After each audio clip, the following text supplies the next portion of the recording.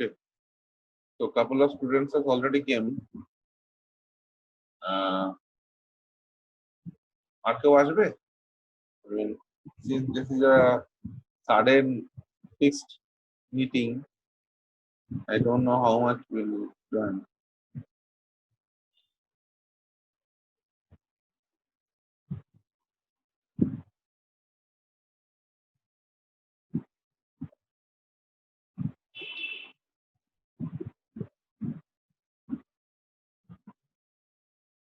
Okay, so let's start. So before we proceed, first tell me, am I audible properly?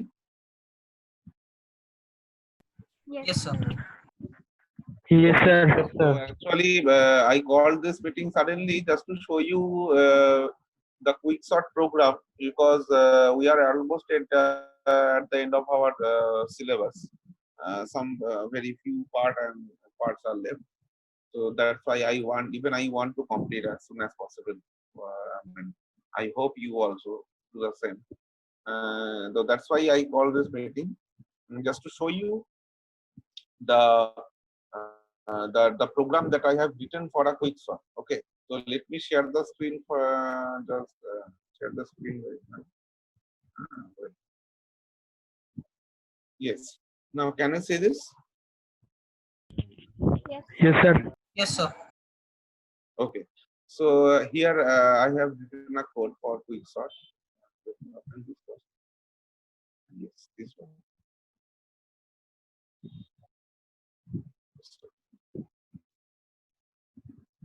It is quite slow. That's why it's taking time to come. Okay. So can you say this? I'm increasing the font size so that you can see. Now, is it okay for you? Yes, sir. Okay. You see, other than this quick sort, I have kept this marker also in side of this program. So the main program is the main function is not very important to discuss because it's very easy that I have, as we have done in marker, you have seen that I have declared an array. I have declared some low and upper L and U, and then I called a marker function. In a similar way, basically, I do the same thing in quick sort. In case of main function part, I declared an array with some haphazard number that you can see, I think.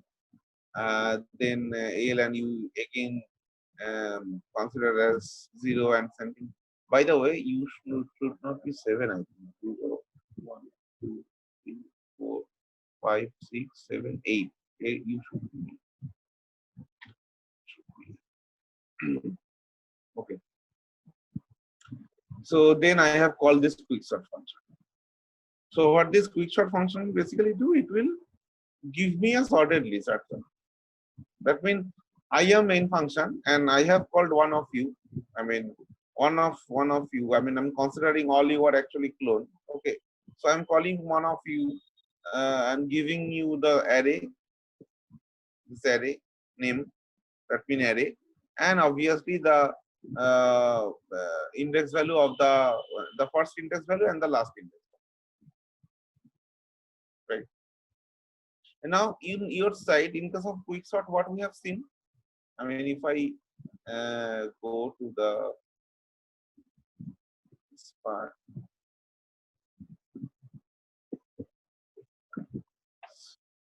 let me open the screen, open the presentation for a moment.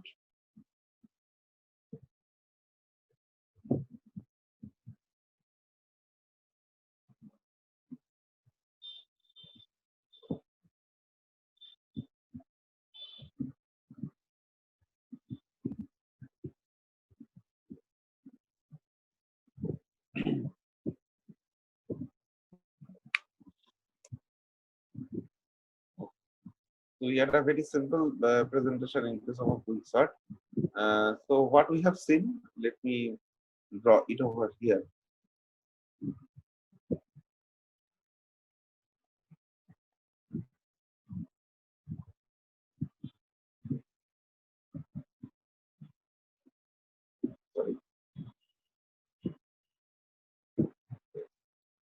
So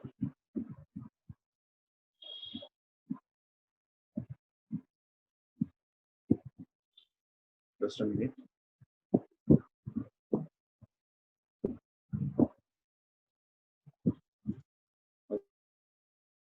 Okay. So we have seen that we had an array, some n number of locations, and this is the initially this is my pivot, right? And this is from where we will consider as L the P, and this is the part where I will consider as Q. And I go on changing this P in this direction and Q in this direction with some specific logic. And certainly when I will see that P and Q has crossed, I will stop. Suppose that at some point of time Q came here and P become this point. Okay, after changing the initial positions of P and Q. So what I will do, I will stop, and then I will have a swap between this P and fiber. The value present over here and value present over here will have a swap, right? And then I will divide the array into two parts. One part is this division,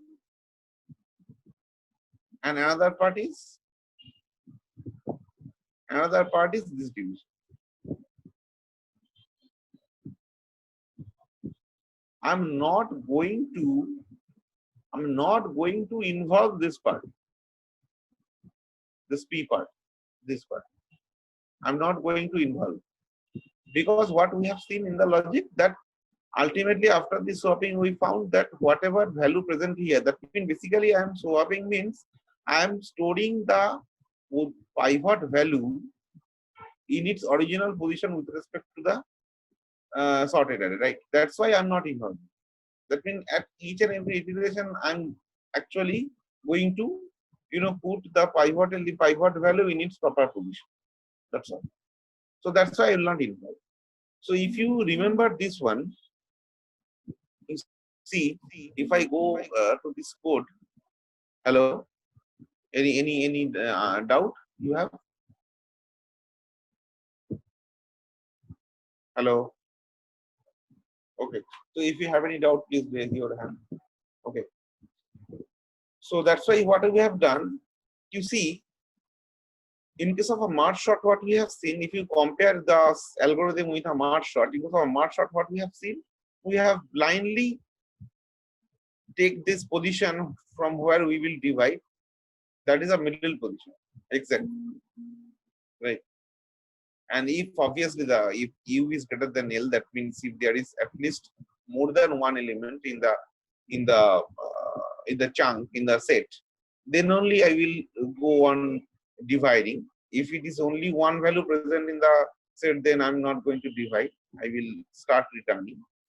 Now, in case of quick sort, this logic is same, obviously, because in case of a division, at least more than, two value must be there. But just like in case of merge sort, we have seen that we had a blind division, that is dividing the whole array into by 2 exactly from the middle position. Here, in case of a quick sort, it is not blind. This is what actually we have to find out using this particular algorithm. The algorithm actually, changing the positions of P and Q, and then I'm dividing the whole array into these two parts. So in which location with respect to which index I will divide, that is the logic in case of a quick sort. Right. So that's why if you go check these, you see I have called one more function in quick sort, that is m equal to partition a comma l comma u. This is nothing but a comma l comma u is nothing but the limit, the range of the indexes that I'm involving for partitioning. And what this partition function is basically doing, this partition function is actually dividing the array into two parts. Actually not dividing, it is finding the position of the queue. That means last position of the queue, V1. Am I clear?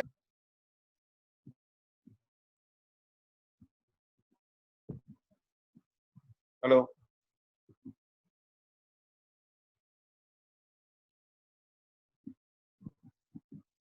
Okay. So so that means that's why you see what we have done. After getting the position name, I am again calling these two quicksort functions because I have divided it into two parts. Now I will call two quicksort functions to sort those two two chunks of the data that I have just divided, right? And in this way it goes on. So if you compare the quicksort with merge sort algorithm, you see in case of a merge sort we have blindly divided and called to merge sort function, and at the end I am applying a logic of merging. In case of a quicksort, there is no concept of merge. Actually, you see, in case of a merge sort, the main intelligence present in case of merging two chunks, two successive set. But in case of a quicksort, the intelligence present in finding the position from where I will divide. That's why you have this partition function is there. So your main logic is this part. You see. So what basically I am doing, as we have seen over here, that I am considering pivot element as the first element of the array A of L, and I am initializing P by L plus 1 and Q by U. That we have seen. You see over here, initial value of P was this, P is pointing to this value, and Q is pointing to this value. That's why initial value of P and Q considered in this way.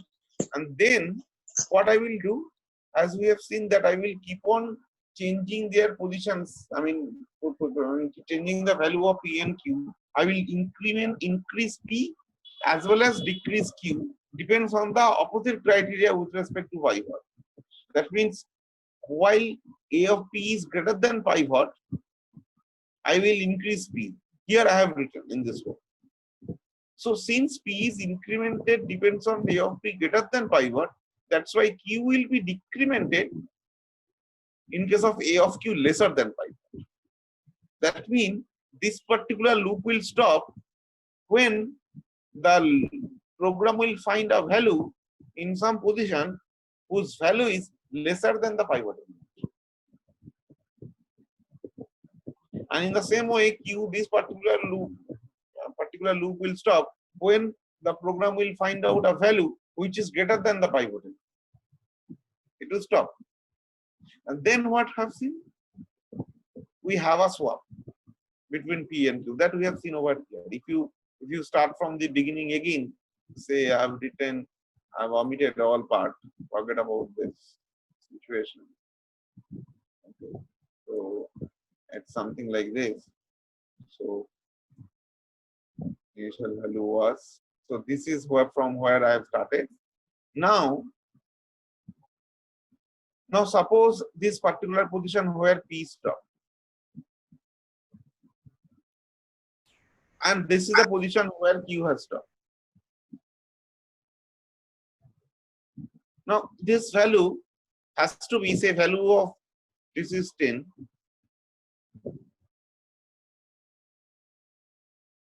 This value has to be, say, for example, as according to my logic, it has to be lesser than, yes. So it has to be, say, 5.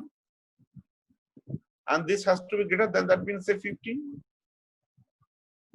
Now what I will have, since P is already also lesser than Q, that's why you will have a swap between 15 and 5. That means 5 will come here and 15 will come here.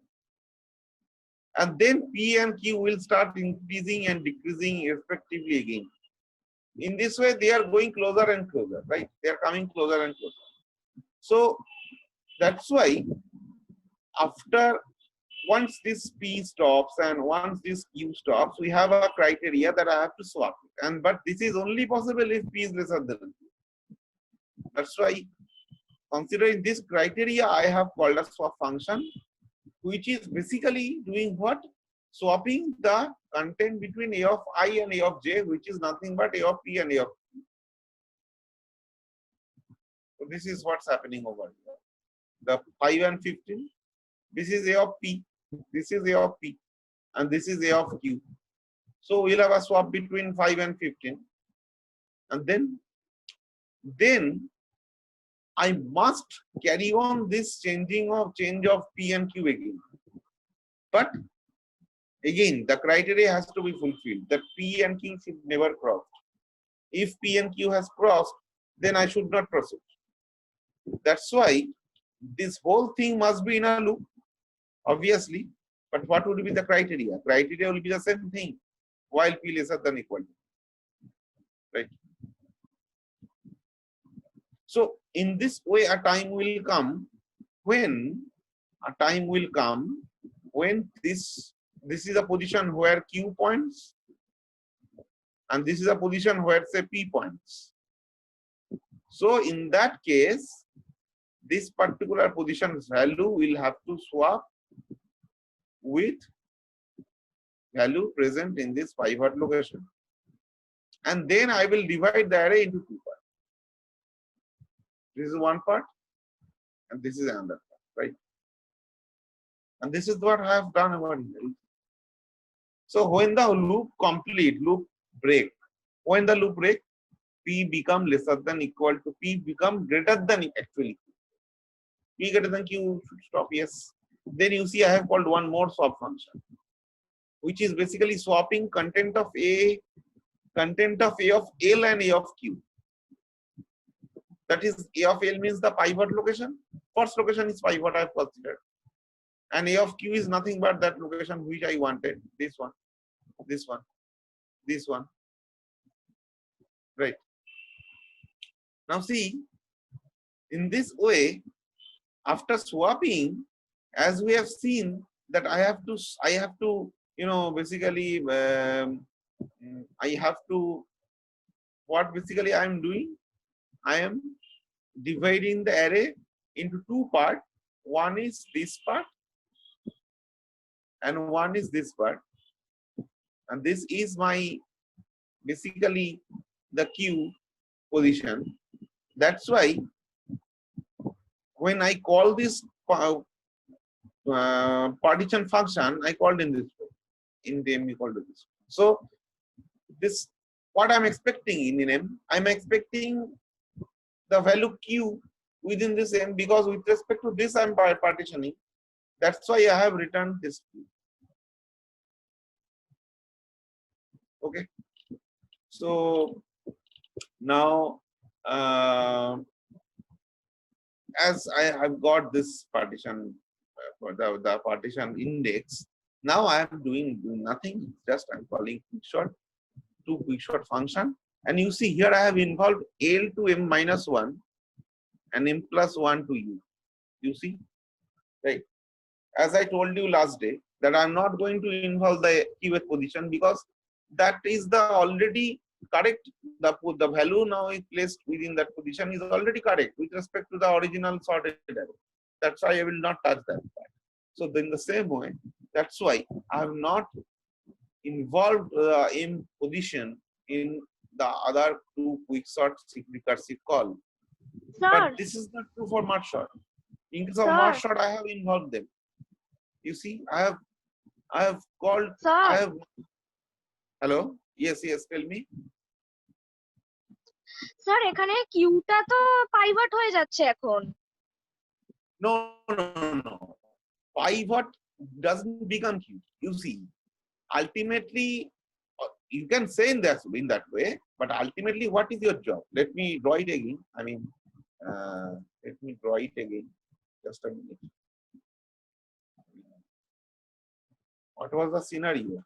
Scenario was that this is my array, and first location was the pivot element, say 10. Okay, this is my initially pivot element I considered, and I started from P here. I started from Q here. Now a time will come when, say, for example, Q will be here, and say P is here. Say some value, say 7 is present, right? Now, what I have done, I have swapped between this 10 and 7. So in the origin, in the new array, here it becomes 7, and here it becomes 10, and some value are there. Now, what we have seen, if you sort the whole data set in your copy, you will see this is actual position of 10 with respect to the sorted array. So whatever your pivot value present at the beginning is already placed in its correct position, right? So why will involve this one for further sorting part? Am I clear?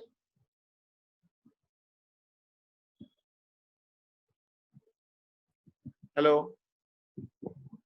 Yes, sir. Am I clear? So that's why I am not involved. That's why what I'm doing, I am basically just taking this part for as a quick sort function for sorting only this part, another quick sort recursive call for sorting the rest part, but not this part. No, because it is already placed in its proper position. So you can say that yes, what was your pivot value, that become in Q, that came in your qth position. So what's problem? No problem. It does not mean that pivot value, there is no rule that you cannot change the you cannot change the position of the pivot value. Am I clear? Tell me. Yes, sir. Oh, so have you I mean got your answer?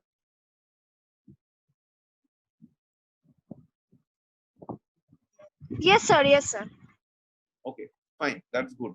Now as we proceed over here, so you see one major difference we have with respect to merge sort and quick sort. You see, in case of a merge sort, when we define this merge function, we had to take a there was no option. We actually had to take another array B, right, to store the merged set temporarily, right? But this is not true for quick sort.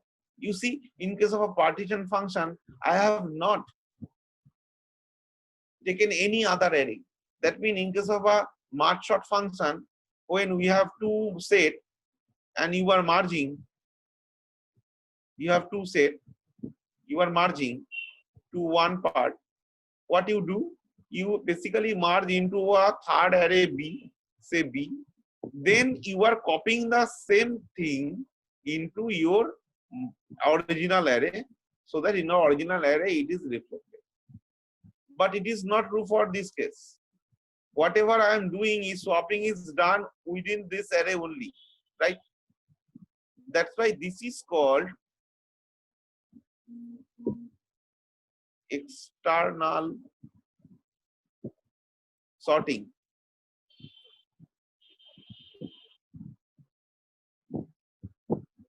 And this is also called, internal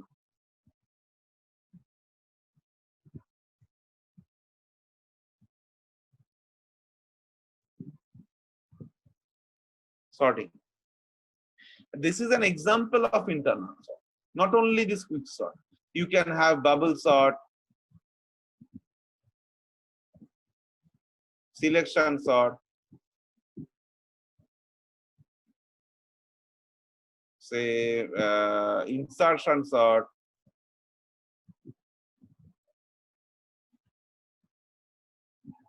many things are there which are the part of this internal sorting. And there are some many other examples also which are part of this external sorting. So if someone asks you what is external sorting, means you will see you require a third array. I mean second array. But in case of internal sorting, I don't need to require I don't require any other array. whatever I will do within the same array only. Okay, this is a major difference between the approach of quick sort and merge sort. So remember this one. This may maybe asked in some Viva or maybe in later in your interview in many places. Okay. And this is what actually the way of writing a program of quicksort is. I hope you have understood. By the way, in last day what we have discussed, understanding the quicksort logic. And the discussion video I have already posted in my YouTube. I have shared the link. If you have any doubt, then there is no. It's not a problem. I think you can easily check that particular link, and you can you can listen again what I have said in the class. Similarly, whatever we have discussed today, the program that I have shown, with considering all other theoretical background, I will share this particular video to YouTube also and share the link to you in your classroom. Okay, so you can go through that if you require. Okay, so anyway, if still you need any help, you can call me in my personal number. You have that. Okay, so anyway, so I hope so this is today. This is enough for today. Actually, this is the reason why I called you in emergency. Anyway, Onita, are you there? Yes, sir. So have you taken the attendances? Yes, sir. Okay. So do one thing. You please share the attendance with me. And, okay. Any other? So I hope all of you have given the attendance. Now you can leave the classroom. I'm okay. You can leave the classroom. So thank you very much. Good night all.